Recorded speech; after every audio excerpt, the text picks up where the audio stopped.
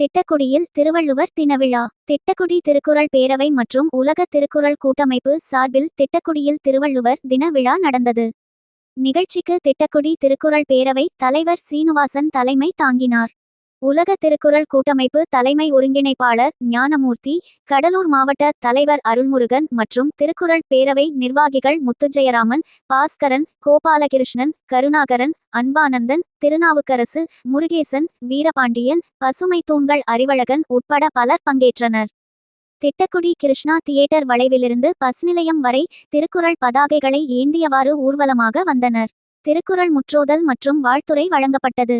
திருக்குறள் ஒப்புவித்த மாணவர்களுக்கு சிறப்பு பரிசு வழங்கப்பட்டது. மக்களுக்கு அறநெறி வகுத்த திருவள்ளுவரை வணங்குவோம். மனித ஒழுக்கம் பெற வள்ளுவரை போற்றுவோம், திருவள்ளுவரை போற்றுவோம்.